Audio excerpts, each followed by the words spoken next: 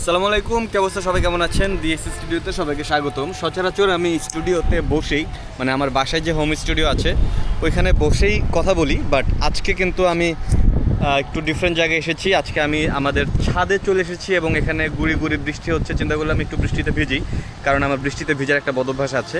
So আমি বৃষ্টিতে ভিজতে ভিজতে চিন্তা করলাম যে একটু ডিফারেন্ট কোনো টপিকস নিয়ে কথা বলি, ভিডিওটা একটু ডিফারেন্ট হোক অ্যান্ড আপনাদের সাথেও বৃষ্টিটা শেয়ার করি। তো আমি জানি না আসলে আমার ভিডিও কোয়ালিটি দেখতে পারতেছি, আমার DJI Action 5 Pro ক্যামেরা দিয়ে রেকর্ড করতেছি। সো এটার ফ্রন্ট ক্যামেরায় আমি ফুটেজ কোয়ালিটি দেখতে পারতেছি বা ফুটেজের এক্সপোজার কী আছে সেটা দেখতে পারছি, বাট অডিও কোয়ালিটি আসলে আমি বুঝতে পারছি না, কেননা অডিও আমি শুনতে পারছি না, মনিটর করতে পারছি না।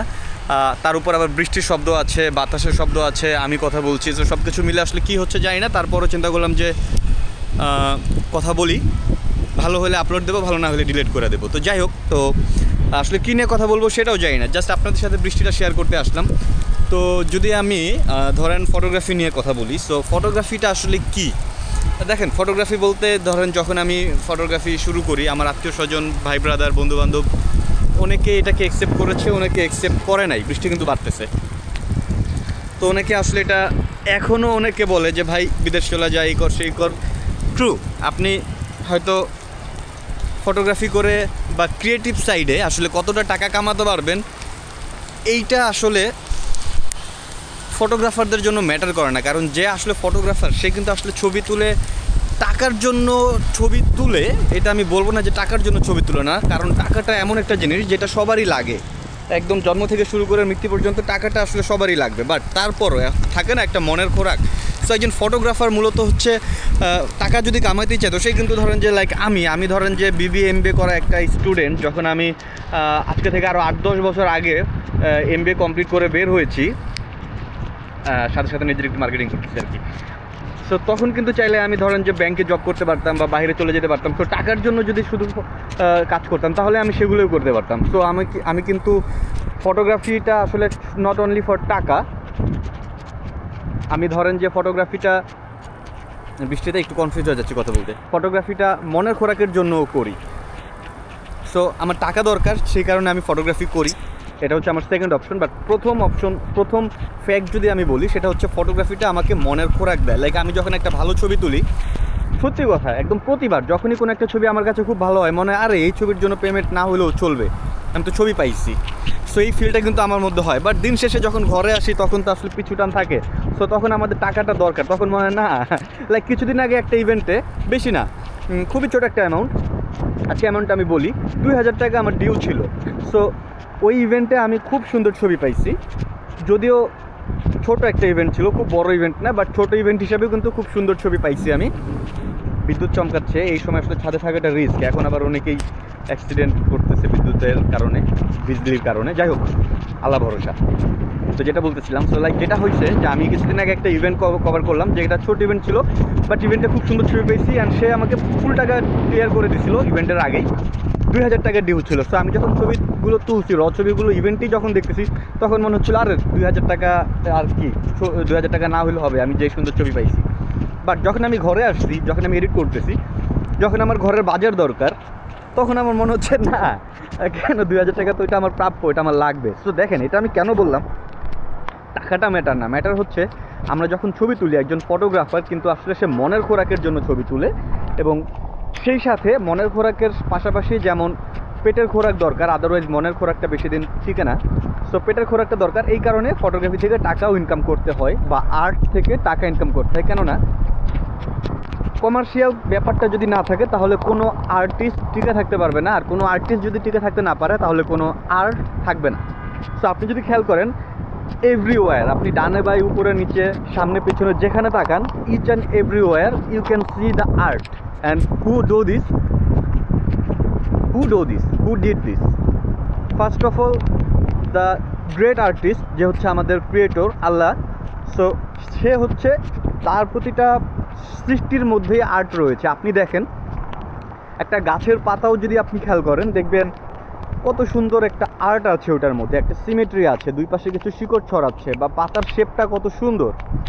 আপনি যদি একটা মানুষের দিকে তাকান, এটা হচ্ছে the master piece of art.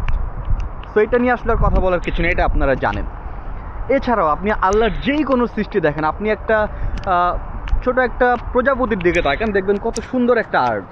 আচ্ছা, প্রজাপতি তো এমনিতেই সুন্দর একটা প্রাণী। আপনি একদম বিচ্ছিরি ধরেন যে যেটার দিকে আমরা আসলে ইউজুয়ালি তাকাই না, সেটা হচ্ছে সাপ।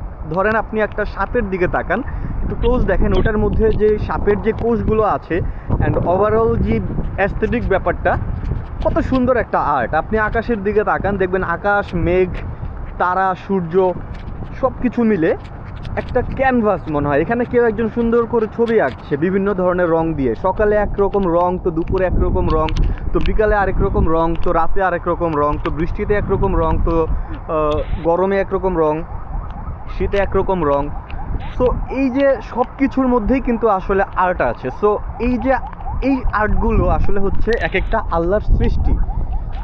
প্রতিটা সৃষ্টির মধ্যেই আল্লাহ তাআলা এরকম আর্ট রেখে দিছে, সুবহানাল্লাহ। এখন কথা হচ্ছে এই টপিকসে কেন আসলাম। সো আল্লাহ এই যে তার গুণগুলো, আমরা একটা জিনিস জানি, আমি ফিল করি যে আমাদের মানুষের মাঝে যত ধরনের স্কিল আছে, ধরেন কেউ ভালো ছবি আঁকতে পারে, ধরেন কেউ ভালো গান গাইতে পারে, ধরেন কেউ ভালো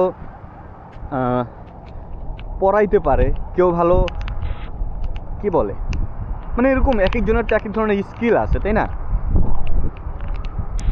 সো প্রতিটা স্কিলই কিন্তু আসলে এক একটা ধরেন যে আল্লাহর প্রদত্ত। আল্লাহ যদি কোনো স্কিল আপনাকে দান না করে, আপনি কিন্তু সেই স্কিলটা আপনার মধ্যে অ্যাবজর্ব করতে পারবেন না। আপনি চেষ্টা করছেন, আপনার নিয়ত আছে, এবং সেই অনুযায়ী আল্লাহ তাআলা আপনার ভেতরে আপনার চেষ্টা অনুযায়ী আপনাকে জ্ঞান দিচ্ছে, আপনাকে স্কিল দিচ্ছে, আপনি সেটা অ্যাপ্লাই করছেন। সো প্রতিটা মানুষের মধ্যেই কিন্তু আল্লাহ প্রদত্ত স্কিল থাকে কোনো না কিছু। কেউ হয়তো কিছু করতে পারে না, খুব সুন্দর মানুষকে হাসাতে পারে। জাস্ট দেখবেন কিছু মানুষ আছে, আপনি তার দিকে তাকাবেন, সে আপনার দিকে তাকাবে, আপনি অটোমেটিক হেসে দিচ্ছেন। সো এটা কিন্তু তার একটা স্কিল, সেটা অর্জন করেছে। কিন্তু সেটা কোথা থেকে অর্জন করেছে? ইটস নট লাইক যে তার একটা বক্স ছিল, সে বক্স থেকে ওইটাকে নিয়ে এনে তার চেহারার মধ্যে মেখে রাখছে, না। এটা একটা স্কিল যেটা সে অ্যাবজর্ব করেছে, যেটা তাকে তৈরি করতে হয়েছে, এবং এই ব্যাপারটা কিন্তু আসলে ওইখান থেকেই এসেছে। সো আশা করি আমি আপনাদেরকে বুঝাতে পারছি। সো প্রতিটা মানুষের এই যে স্কিল, এই স্কিলগুলোও তো আসলে সত্যি কথা যেটা আল্লাহ প্রদত্ত, সেটা ভালো হোক খারাপ হোক, what ever.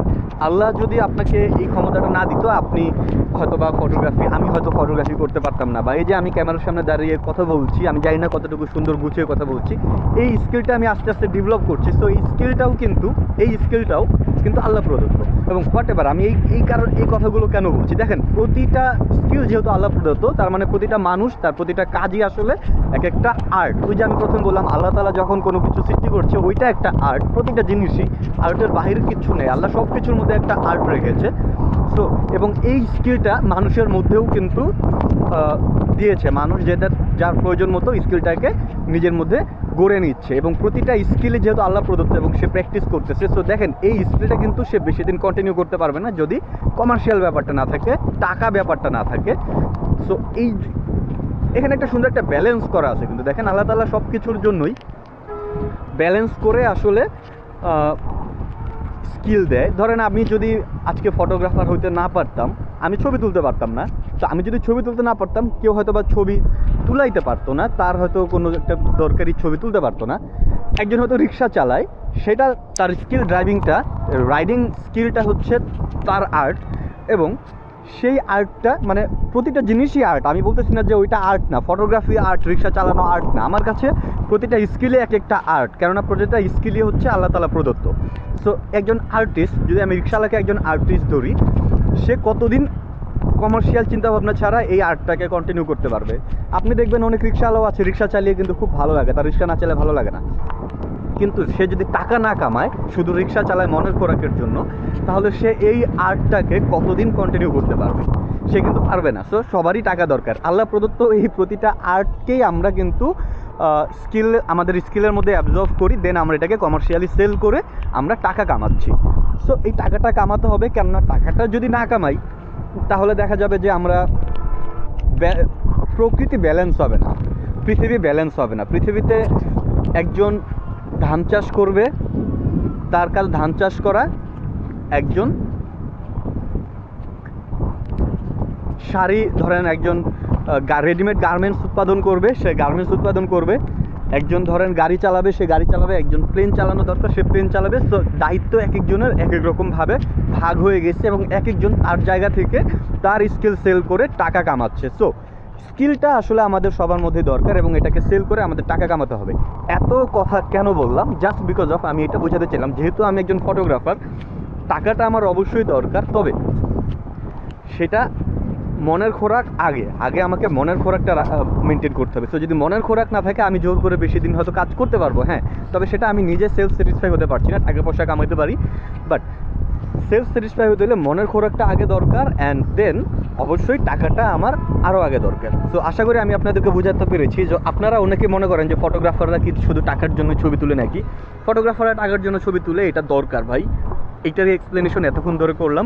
At the same time ফটোগ্রাফারের মেন পয়েন্ট যেটা, কেন সে ছবি তুলে, সেটা হচ্ছে তার মনের খোরাকের জন্য। সো আশা করি আমি অনেক বেশি কথা বলে ফেলেছি, সাজিয়ে বলতে পারিনি, হয়তো একটু বোরিং লাগতে পারে, বাট আমি যেটা চিন্তা করি সেই জিনিসটা বৃষ্টিতে ভিজতে ভিজতে আপনাদের সাথে শেয়ার করলাম। That's all. So sorry. So ভালো থাকবেন। আসসালামু আলাইকুম।